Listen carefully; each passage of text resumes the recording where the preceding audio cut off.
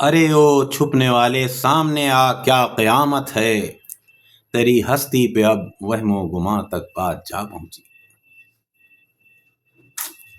محترم سامعین، گزشتہ ماہ دسمبر 2025 میں جاوید اختر صاحب اور مفتی شمائل ندوی صاحب کے بیچ میں جو مناظرہ ہوا، اس پر میں ناچیز سرفراز سوسن کچھ تبصرہ کرنے کی جرات کر رہا ہوں۔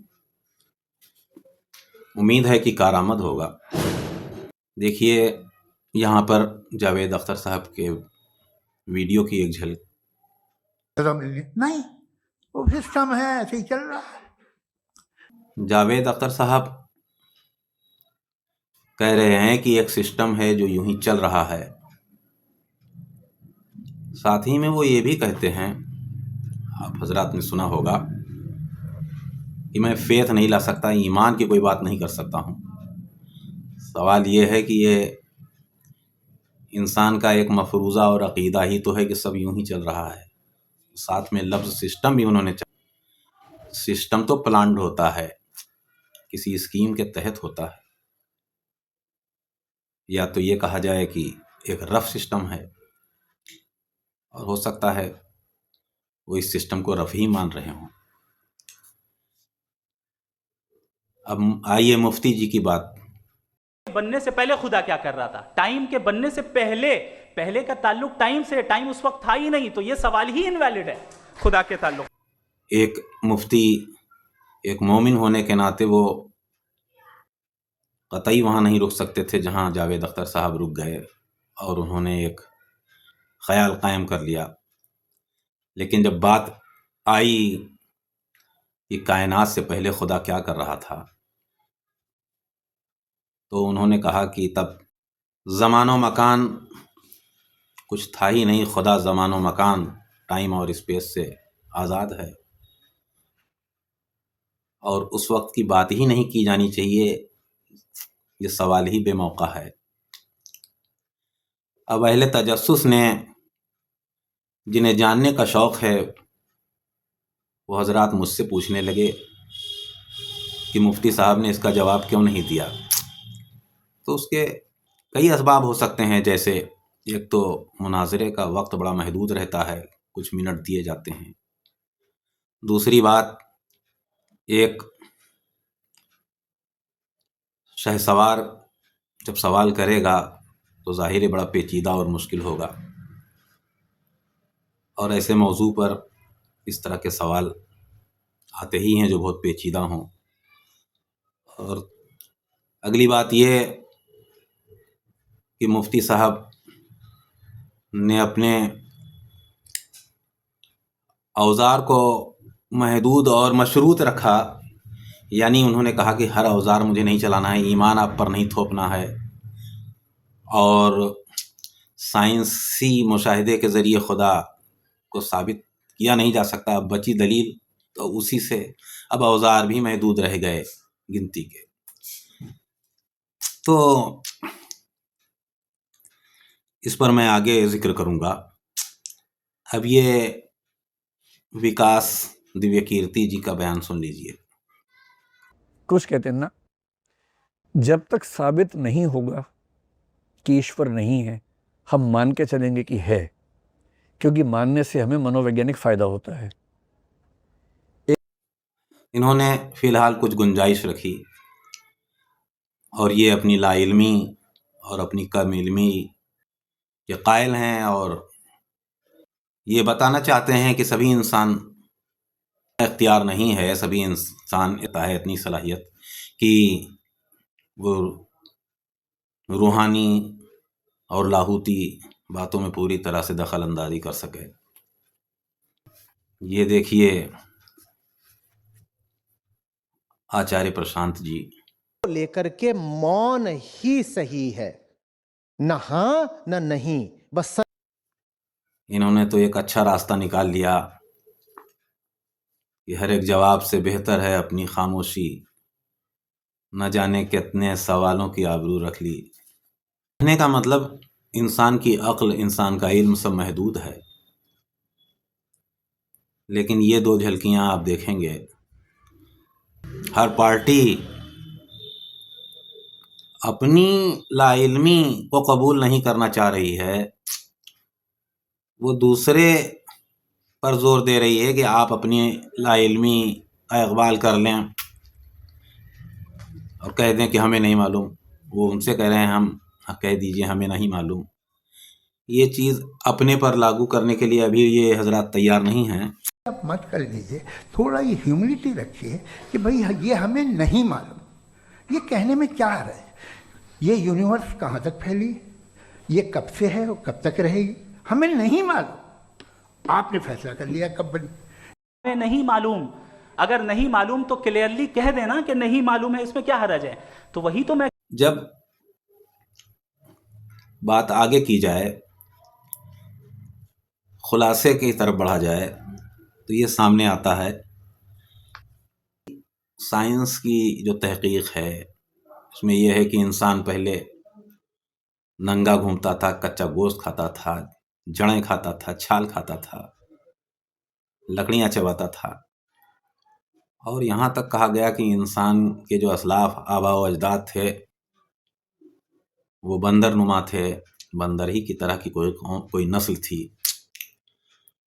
اب سوال یہ ہے کہ کیا سائنس کی ساری تحقیقات بالکل مکمل تھوڑی ہو چکی ہیں؟ یہاں پر بھی آپ کا ایک عقیدہ ہے، بھلے ہی یہ عقیدہ ایک سائنسی عقیدہ کہہ لیجئے کہ کچھ نہ کچھ ہڈیاں ملیں، کچھ نہ کچھ باقیات ملے، پھر بھی اس میں مفروضہ تو مفروضہ ہے، قیاس تو پھر قیاس ہی ہے۔ آپ بہت پہلے جا کر آپ کے دماغ نے سکون پایا۔ اگر دماغ کو ٹھہرنا ہوتا تو جو کچھ آنکھوں کے سامنے ہے بس اسی پر مطمئن ہو جاتا۔ اب انسان کا تجسس جہاں تک لے جائے وہاں تک تو وہ جائے گا ہی۔ اسی بات پر مفتی صاحب کی نگاہیں اگر اور دور تک جا رہی ہیں تو آپ ان سے رہنمائی حاصل کر سکتے ہیں، ایسی کوئی پابندی نہیں ہے۔ محروم تماشا کو پھر دیدے بینا دے، اور دیکھا ہے جو کچھ میں نے اوروں کو بھی دکھلا دے۔ تو کوئی ہم سے زیادہ نگاہ والا ہو تو اس سے رہنمائی حاصل کرنے میں کیا دقت ہے؟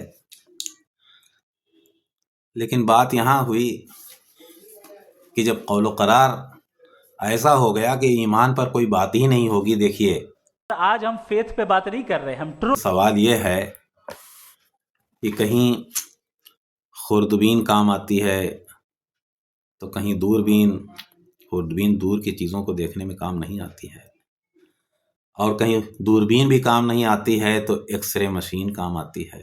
اب آپ کہہ دیں کہ نہیں ہم ایک ہی اوزار لے کر چلیں گے تو ظاہر ہے کہ کہیں نہ کہیں گھٹنے ٹیکنے پڑیں گے۔ تو یہ قول و قرار ہونا ہی نہ چاہیے کہ ہم صرف اتنے ہی میں محدود رہ جائیں گے، ہم دلیلوں میں ہی رہ جائیں گے، ایمان کی کوئی بات ہی نہیں کریں گے۔ اب یہاں یہ دیکھ لیجئے کہ قرآن پاک میں حضرت آدم کی پیدائش کا ذکر ہے، ان کی تخلیق کا ذکر ہے۔ یہ ہمارا ایمان ہی تو ہے۔ اگر سائنسی تحقیق یہ کہنے لگے کہ انسان پہلے ایسے تھا ویسے تھا تو ہم کہیں گے نہیں، ہم قرآن کی بات مانیں گے، قرآن پر ہمارا ایمان ہے اور پختہ ایمان ہے۔ سائنسی جو قیاس ہے وہ پختہ نہیں ہوتا ہے، اس کی تردید ہوا کرتی ہے۔ جو کوئی ڈالٹن نے تحقیق کی تھی، ڈالٹن نے جوہر یعنی ایٹم پر، بعد والوں نے اس کی تردید کر دی، لیکن جو پختہ ایمان ہوتا ہے وہ تو اس میں تو تبدیلی ہوتی نہیں ہے۔ تو آخر ایسا سائنسی دلیل کا ہوا کیوں کھڑا ہو گیا کہ ہم ایمان پر بات ہی نہ کریں گے؟ آخر اس بات کو سمجھنے والوں کی ضرورت ہے۔ اللہ کے بارے میں کہا جائے تو کہا جائے گا کہ ہاں بے شک ہم الہی کے گواہ ہیں، اشہد ان لا الہ الا اللہ وحدہ لا شریک لہ، ہم گواہی دیتے ہیں کہ اللہ ہے، اس کے سوا کوئی معبود نہیں، وہ اکیلا ہے، اس کا کوئی شریک نہیں۔ تو جب اب گواہی ہے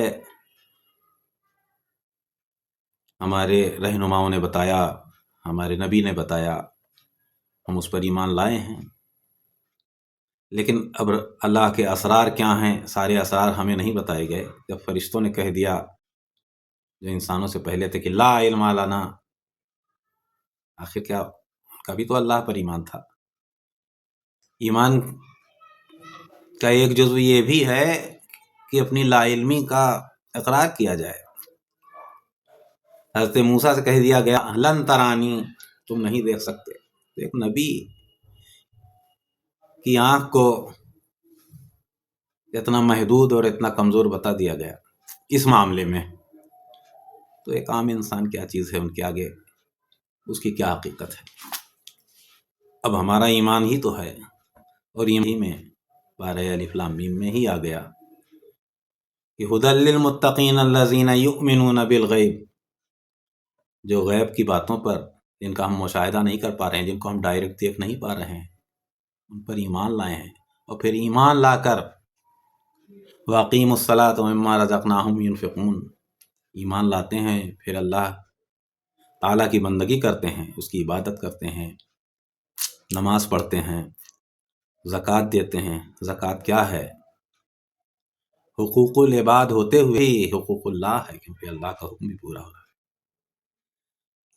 اور پھر اس ایمان کے بدلے میں ہمیں اللہ تعالیٰ